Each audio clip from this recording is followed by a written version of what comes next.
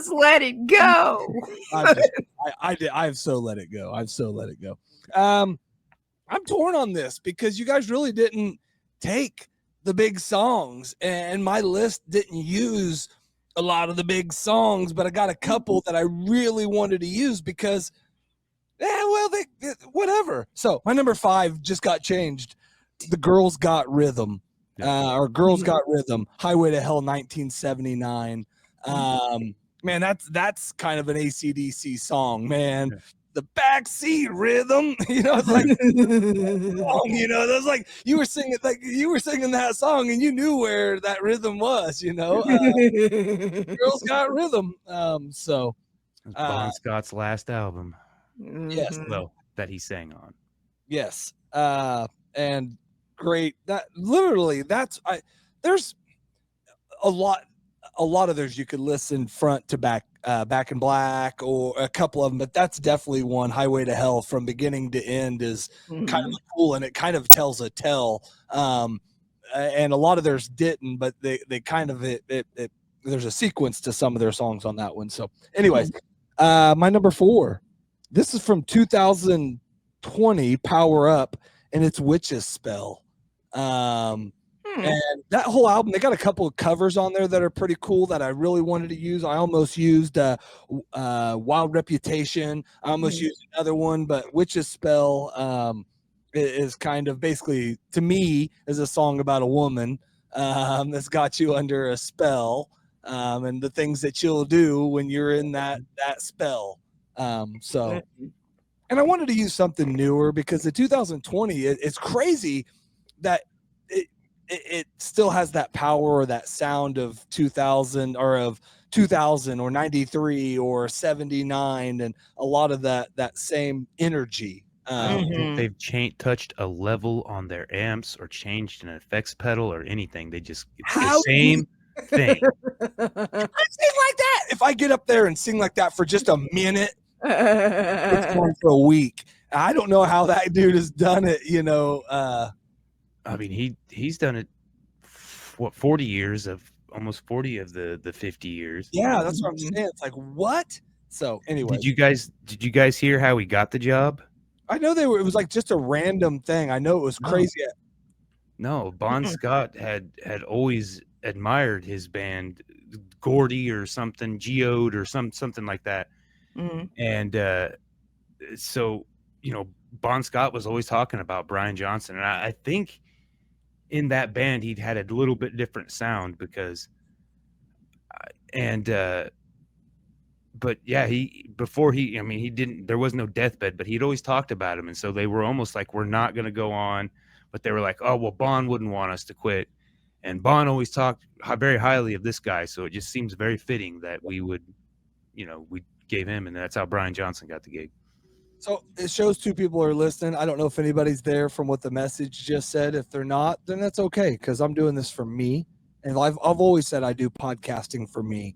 And I love everybody that comes along in my journey. But it said we might have got kicked off. It might not be recording, and their Facebook's having streaming issues. So we are on the YouTubes no matter what. If you were watching there, you're having trouble on Facebook, go to the YouTubes and find us. And the episode will be there for you to watch later on if you want. Yeah, it's in the middle of the road is where it's cut off. Oh, is it? Okay. Yeah. There we go. Okay, I might be having an issue. All right. Anyway, I have issues. Middle of the road has issues. Number 3. This is from Let There Be Rock, 1976, and it's Dog Eat Dog. And every time I play that one, even my my dog gets like excited about it. He's up there. He's like, he keeps hearing dog. Of course, I call him, "What's up, dog?" And so he knows that word. But the song's like dog eat dog, and he's like, I'll eat a fucking dog if I got to. But and I don't know, that one's I'd heard it before, but it wasn't on my regular plays or whatever. But that's one of my new ads. And I've heard it a fair amount of times, but again, isn't there another song, Dog Eat Dog, like I think Aerosmith, like came out like in the 90s? Maybe. because that's the one. I'm not. There's where you would lose me. I mean, I'm not saying I don't know some Aerosmith, but I don't know a lot of Aerosmith. Yeah. So Yeah. There was like, I used to think it was saying doggy dog world. And I was like, what's wrong with doggies? You know? And then like somebody's like, it's dog eat dog. And I was like, why the hell would you do that? Like, exactly. well, even all my life, I always thought it was a doggy dog world, but it's a dog eat dog world, and that Yeah. does make more sense, you know, because I was always like, shit, I'm down. I like Snoop Yeah. Dogg, so I'm down with it. Yeah. Dog world, Yeah. you know? That doesn't sound bad. Anyways, my number 2, and this one's another popular one because I'm going to use 2 big ones on this list. Well, 3 maybe, because I don't know what you would consider my one. But this is from High Voltage, and I bumped the actual song High Voltage, which would have made sense. But instead, because nobody used it, I got TNT because I'm dynamite. I'm TNT. Man, and that was probably like one of my fall in love with them songs. That was like that one came on when you're a kid and your dad's playing it and everything else just kind of stops. You know, you're like, I'm TNT, I'm dynamite. Dynamite. Yeah, I'm to fight. You know, whatever. You know, I'll punch you out. You know, whatever. So, Boy, yeah, it's like an anthem. yeah.